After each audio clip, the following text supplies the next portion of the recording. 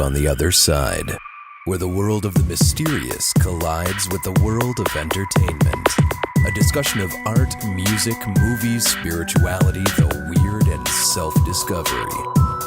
And now, your hosts, musicians and entertainers who have their own weakness for the weird, Mike and Wendy from the band Sunspot. Hey, Wendy, how was your Thanksgiving?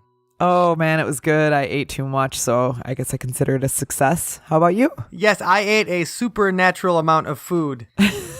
This weekend, I spread out Thanksgiving over several days. Oh, wow. Yeah, so Thursday I ate too much, Friday I ate too much, Saturday I ate too much, and I finished it up with a strong eat too much Sunday. Nicely done. Thank you very much. Congratulations. Yes, and so my November, because it was my birthday and stuff like that, November 2, so I made sure that I had a whole month of excess. Wow. Yeah, and now we're back to December, and I'm trying to clean myself up for at least the 3 weeks before Christmas, so I'm not a complete disgustoid by the time we roll into the new year. I'm trying to set myself up for a healthy start to 2015. Well, that's very ambitious of you. I find that I do best with programs and projects and stuff like that, so I have to treat myself as a project. Just like otherwise, moderation is not a word that I really understand well. Ah, understood. So we'd like to wish everybody who celebrated this last Thanksgiving happy Thanksgiving, and we'd like to say that we are thankful for you guys listening to our music and listening to our podcast. Yes, thank you so much. It means a lot to us, and particularly the last 5-star review that we received on iTunes. Yes, we received a brand new one. Oh man, I gotta hear this. Yeah, Wendy, load it up, and why don't you read that lovely review to us? Okay, here we go. 5 stars. Intriguing. Yes. By S. Connor 99. Thank you. Intriguing. Thank you. Or Scanner 99, if you will. Scanner. It says, a continuously entertaining stream of the paranormal and weird. A must-listen for any enthusiast of the unexplained. Very, very nicely done. Yes, succinct. Thank you. Succinct and correct. Thank you, Scanner99. We completely appreciate it. And that's just a reminder, if you were listening to this and you downloaded it on iTunes, even if you did not download it on iTunes, please find See You on the Other Side podcast on iTunes, and we really appreciate those 5-star reviews and comments. So please keep Please keep them coming. You can also leave them in Stitcher Radio, and it just really helps us get the word out to new people who are searching for podcasts. They'll see the reviews, and perhaps they'll download a few episodes and listen. Yeah. So the higher ranking, the more people find us, and the more people find us, the more cool things and more fun things that we can find for everybody when we talk about the paranormal and entertainment. Yes, that's right. So, I mean, that's where we are today, the paranormal and entertainment. So where we're intersecting them today are rock stars and UFOs, UFOs. Yes. This is exciting because we've been doing a lot of talking about dead people coming back and haunting, and I'm excited to turn this corner and talk about some extraterrestrials. Yes, something a little more cheerful like UFOs. Yeah, exactly. And, I think that rock stars, or particularly rock stars and UFOs and aliens, they do seem to meet up because rock stars are kind of, ethereal beings themselves. They exist outside of themselves in the way that they exist in our imaginations as much as they exist in real life. We don't really know Mick Jagger. Yeah, he's like a character. He exists in our head. We don't really. When you think of someone like Paul McCartney, you don't think of Paul McCartney as just this bloke from Liverpool who just made fun songs and things like that. You think of him as a legend, and you think of him as Paul McCartney. He's a political and animal rights activist, and he's a singer, and he does huge things. And he's a knight. And he's a knight, and you don't think of him as just a regular guy, and almost in the way that we think of extraterrestrials. We think of rock stars. I was listening to a Canadian podcast the other day, actually. Ooh, Canada. Oh, Canada. And I thought that this guy had a really interesting perspective because, he had a whole thing of how that, aliens are infiltrating our mass culture and everything. But he was talking about how aliens are influencing our media people, our rock stars especially, because that's how aliens can influence the youth. Oh, right. Yeah, it's like, what was that movie with the rock star that was the vampire? The Vampire Lestat, or... I can't remember. I need to... Oh, gosh. We could do a whole episode about this, but... He was like a mega rock star, and then he turned out to be a vampire, and anyway... But that's the kind of thing that's how aliens are influenced. And he had a whole thing on how John Lennon was abducted, and I'd like to bring him on the podcast sometime because I think he had some interesting stuff. But let's do it. Really, how aliens get through to us by getting through to the people that influence us. And you could say that they've been doing it for millennia. Whoa. Yes. And so I think a good place to start today, there's a million places we can start.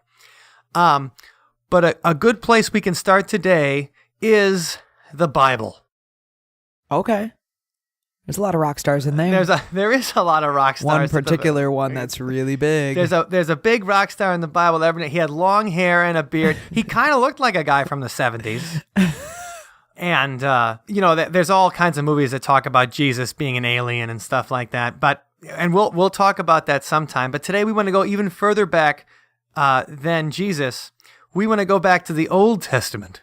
All the way back to the Old Testament where God was vicious and angry and jealous. Right. Okay. And so who are we talking about, Mike? My anticipation is killing me. We're talking about Ezekiel. Oh, right. And when we were in, when I was in grade school, and I don't know if you ever sang this song when you were in music class when you were in grade school, but did you ever sing in music class, Ezekiel saw the wheel? Ezekiel saw the wheel. Yeah. Way in the middle of the air. Yeah. And so that was a song we'd sing it, and it's an old folk song, and it's been recorded by guys like Woody Guthrie. Old folk song, not an old folks song. Right. Well, it is kind of an old folk song. We think of Woody Guthrie. When you said that, I imagined a bunch of people at a retirement home singing it. Yeah, right. And recorded by John Lee Hooker. And John Lee Hooker, boom, boom, boom. He's always looking like an old folk to me. Paul Robeson, who was a very influential African-American actor in the middle of the 20th century and singer and stuff, recorded it as well. And it talked about the prophet Ezekiel's divine vision that was the beginning of the Old Testament book of Ezekiel. And the words kind of go, Ezekiel saw the wheel way up in the middle of the air. Now Ezekiel saw the wheel in a wheel way in the middle of the air. And it's all about Ezekiel having a vision of something in the sky, of a wheel in the sky. Hey, even Journey, that's right, wrote us the wheel song. In the sky keeps on turning. Yeah, and they didn't know where they'll be tomorrow. So it's an influential song, and it's totally about aliens.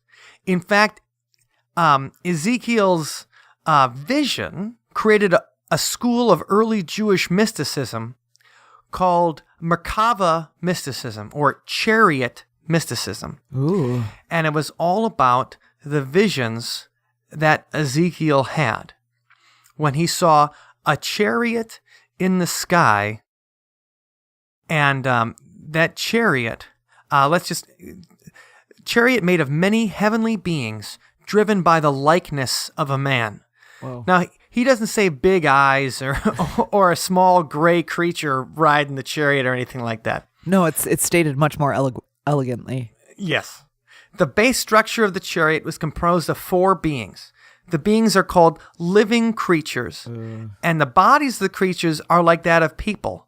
But each of the creatures have 4 faces. What? Corresponding to the 4 directions that the chariot can go, east, south, north, or west. Whoa, that's cool. The faces are that of a man, a lion, an ox, and an eagle. And these were the angels that Ezekiel saw in the sky riding the chariot. Way up. Yep, in the middle of the air. and so he saw that, and that started a whole kind of prophetic Judaism, where these guys were these prophets. They saw the future. They would predict things for the Jewish people, and it was this whole idea of not just God being in charge and stuff, but angels as well, and angels being God's messengers and everything, and that's all based on this initial vision that Ezekiel had, and it created a song that we still sing today. That's totally about Ezekiel having an ancient astronaut experience thousands of years ago. That's very cool. And that to me, that's at least in what has become Western culture, that seems to be the first place where we have, because back then, I mean, they didn't know that about aliens and planets and stuff like that. They had the sun and the moon, and if you saw some, now we know what stars are, right? Yeah. Well, kind of. We haven't been there, but I mean, scientifically. Yes, we know we have an explanation for them. We have an explanation for what stars are and things like that. But back then, they had no idea. So, they had to put it somewhere in a mindset that they understood. Thing. Yeah, look at that crap in the sky. That's crazy, man. And they didn't know about these big balls of gas. But they did believe in beings that were greater than humans. And when you would have a vision like that, you wouldn't say like, well, that guy must have come from Sirius B or whatever. Right, yeah. You'd say, well, that's a messenger of God. And so, I think that's a good place to start when we talk about rock stars and UFOs, because that seems to be the first example in Western culture, at least, of, a song and a folklore and a mysticism that was created by the sighting of a UFO. Yeah. Cool. We could. There's a whole bunch of different rock star UFO stories, but I think we should move. For today's episode at least, we should just talk about my personal favorite one. Oh man, who's okay? I really want to know. Okay, let's talk about the Red Rocker. What? Sammy Hagar. Yeah. The man. Yeah, he can't drive 55 because he's flying a spaceship. No. Sammy, what are your feelings on Sammy Hagar, Wendy? I don't have a violent feeling about him one way or the other, honestly. Okay. I like Van Halen. I liked David Lee Roth a lot, and I have no problems with the Sammy Hagar years. I don't know that much. I haven't seen Van Halen live or anything ever, so I can't really... You don't have strong feelings about Sammy. Right, exactly. Yeah. Well, I mean, I have strong feelings about Sammy. You do. I know you do. I like Sammy Hagar. I like I Can't Drive 55. I like 3 Lock Box. I like Mas Tequila. I like Mas Tequila too. Those are great songs. I feel like once he joined Van Halen, it shouldn't have been called Van Halen anymore. Oh, really? Yeah, I think it should have been called like Sammy and the Vans. Because it was so different? It was a very different band. David Lee Roth really was Van Halen to me. So when Sammy Hagar came with a completely different sound, and the songs they didn't have that edge that David Lee Roth had of like a satirical, a sarcastic, a funny edge. It was more serious 80s pop rock once Sammy joined the band. That's interesting. And I it's not that I don't think he's talented, because I think he's got a really great voice. If you like screaming dudes, Sammy Hagar is a screaming dude who can yell with the best of them. Indeed. But so Ben and I, Ben, the guitar player in the band that Wendy and I play in, Ben and I waited in line for Van Halen tickets when they came to Milwaukee in 1991. So that was back in the days before. That's a long time ago. Yes, it was. That was back in the days before you could just buy tickets online or even call and get tickets. There was you had to actually wait in line to get seats for a concert. Oh my goodness. And so we camped out overnight when we were 14 years old to get Van Halen tickets to see them at Summerfest. Oh no, Summerfest. I'm sorry, Summerfest was over. It was at the end of August in 1991, and it was the For Unlawful Carnal Knowledge Tour, the Van Halen For Unlawful Carnal Knowledge Tour. So then we go see the concert, and it's not a bad concert, and they play a couple of Sammy solo tunes too. Oh, okay. In addition to playing, the Sammy Van Halen songs, but they also played some David Lee Roth Van Halen songs. Huh. And a couple of things kind of soured me to Sammy Hagar Van Halen at that particular concert. Uh-oh. Number one, in the middle of Panama, where David Lee Roth would be like, yeah, it's running a little bit hot tonight. I can barely see the road from the heat coming on. I always love that part. Sammy starts singing Right Now in the middle of Panama. Intentionally? Like he's trying to make us like... Yeah, he didn't make a mistake. He was just changing it up. He's like, it's right now. It's right now. And I'm like, Sammy, we're supposed to be running hot tonight. We're not singing Right Now in the middle of Panama. And it kind of ruined Panama for me. That would do it for sure. Number one. Number two, he said to everybody, hello, Michigan. What? Yeah, Sammy. Oh, that's embarrassing. Totally came out and said, hello, how we doing tonight, Michigan? And everybody's like, go to hell, Sammy Hagar. Seriously. We just want to hear Eddie play a solo. That's really embarrassing. I mean, that's shameful. Yeah.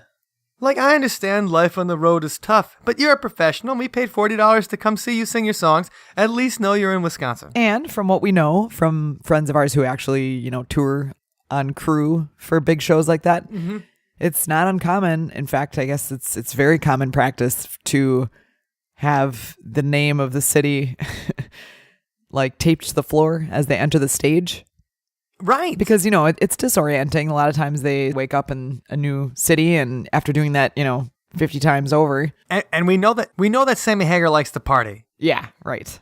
I mean, he's got his whole tequila named after him, and Ben's been to Cabo Wabo and everything like that. So he's done the entire That's right. Sammy Hagar pilgrimage, I guess. So we know that Sammy Hagar likes to party, so maybe he had a couple of shots of tequila before the show that night. Yeah.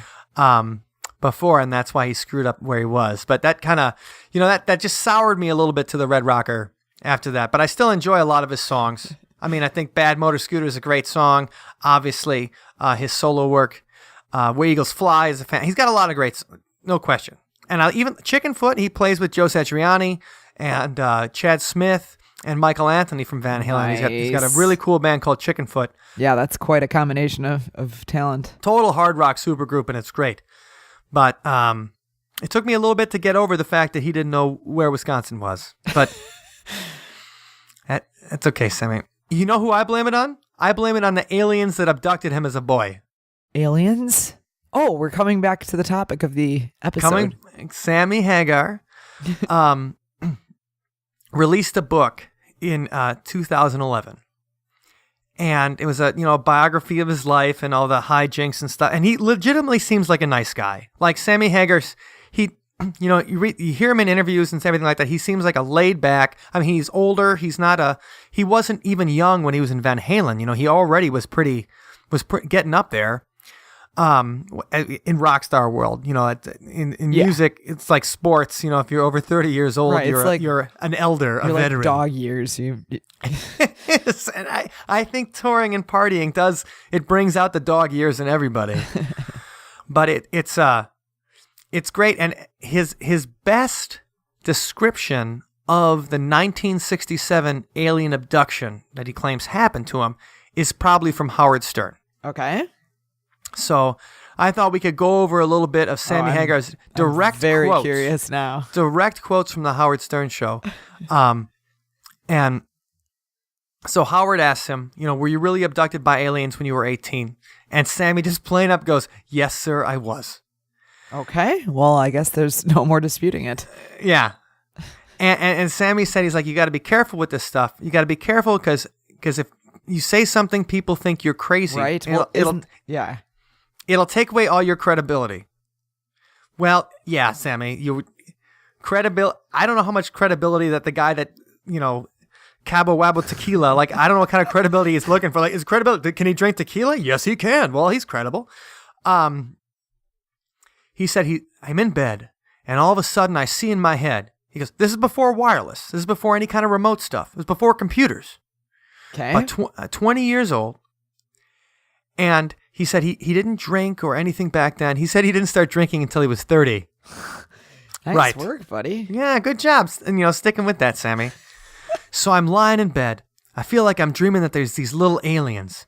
2 guys sitting in this ship up on the hill behind us about 11 miles away. And there's this. I could see they had something plugged into me. A wireless thing. I don't know what it was called. It was a wireless remote system. They were just kind of non-forms. Kind of blobs. Kind of a lot like aliens when you see pictures of them. Blurry, fuzzy. I never even thought about any of this. And these guys came by and they said, oh, he's waking up. They didn't say anything, but, it was all mental telepathy. I felt I was plugged in or something. I didn't know if they were downloading into me now what I know about computers or if they were uploading out of my head in order to see what I knew. Man. Okay. Like an experiment. So they were they obviously picked the pinnacle of humanity, Red Rocker Sammy Hagar. Well, he's very visible. Maybe they wanted to say, out of all these people, how did this guy get to that particular point in humanity, That's true. They could be like, this guy's going to be a big rock star one day. He's going to let the people of Earth know how fast that they can drive their cars. He's going to let them know that 55 ain't going to be it. And he goes on. They said, oh, he's waking up. We got to end it. They hollered out some weird numerical code. I mean, like it was not of our numerical system, not 911 or 1116 or anything like that. It went like, whoop, and the thing was turned off. I woke up. My room was white. I couldn't see anything at all. Then, pow, it went black, and I laid there in bed shaking so bad. I mean, it was just really real. And it changed my life. I'll say, well, that would change anyone's life, right? He said, it changed my life now that I'm interested in aliens. Now I'm looking up in the sky wondering about stuff. I all of a sudden became interested in astrology. Cool. And then they start making fun of him for being interested in astrology. Oh, that's obnoxious.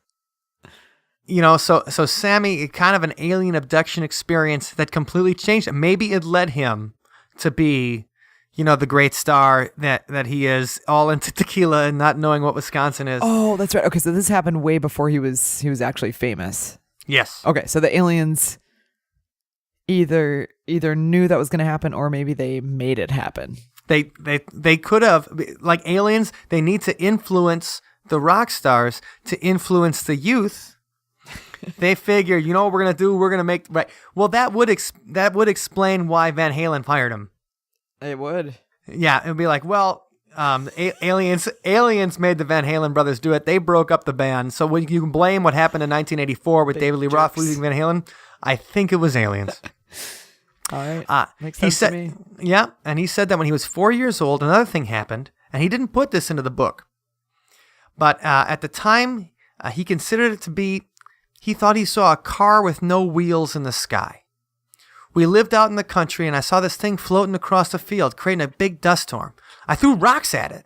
I didn't know what happened after that. So, yeah. Scary. Car with no wheels. Okay. Like a hovercraft. Like a wheel in the sky. That keeps on turning. Yep. And, so Sammy Hagar, abducted by aliens, is probably my personal favorite rock star. That's pretty good, I gotta say. UFO story. Well, I have to admit, I did watch the YouTube videos of the interview and read a few other articles online about this particular topic, and he really is, it's convincing when you hear him talk about it. It's like he definitely believes this happened. So whether it was in his imagination or not, he's convinced. Yeah, and he could have had some missing time. I mean, they could have maybe they uploaded some words into his brain. Some of his best work could be extraterrestrial in nature. I mean, I don't. Maybe they gave him that ability to sing really high. Yeah, he can sing really high too. Yeah. And I guess I make him sound like someone being stabbed or something like that. But no, Sammy, he does have a really high voice. But that is my personal favorite UFO celebrity story. Great. And we do have a few more. I mean, we're going to have a whole episode dedicated to David Bowie because David, I mean, not only did he have that character he played and stuff as Ziggy Stardust. I mean, David Bowie in the 1970s really was into aliens. So while this episode was pretty much dedicated to Sammy, we have a few more people that we want to kind of get into on a more intense basis and go over the kind of relationship that they've had with UFOs too. Sounds great, Mike. And on that note, this episode is 11, so you can find the show notes at othersidepodcast.com/11.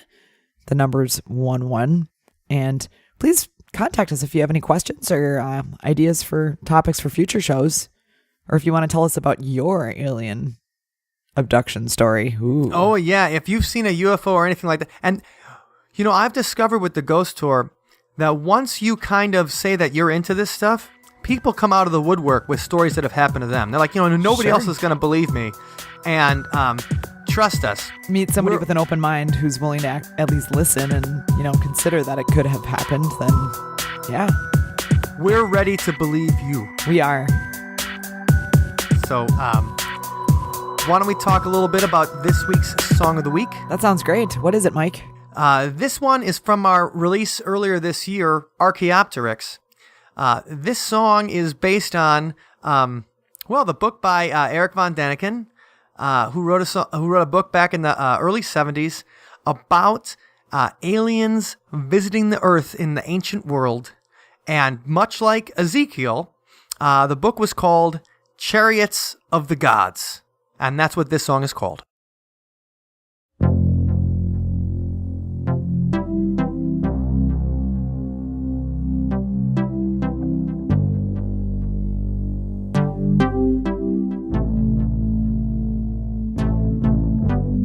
Sad little one doesn't want to feel alone. She hates the trash that spawned her. She hates a broken home. She likes it when I say aliens made Homo sapiens. She likes it when I talk Martians and the chariots of the gods. The blood of the unearthed me better than the blood of the ugly. Bred for more than just civility. Bred for more than this burned out hole.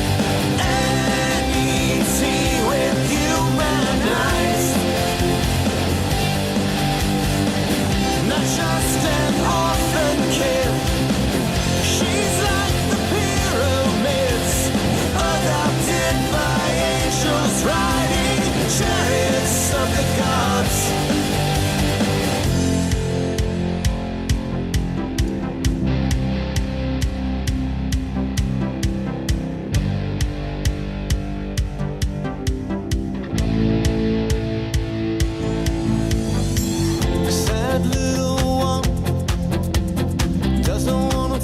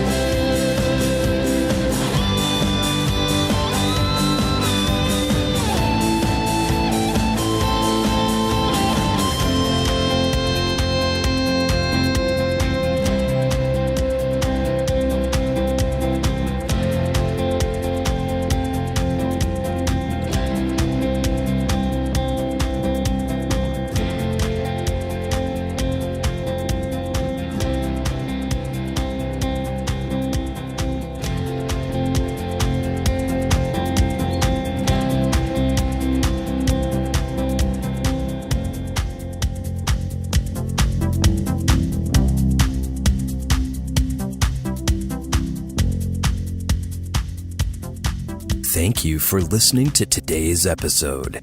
You can find us online at othersidepodcast.com. Until next time, see you on the other side.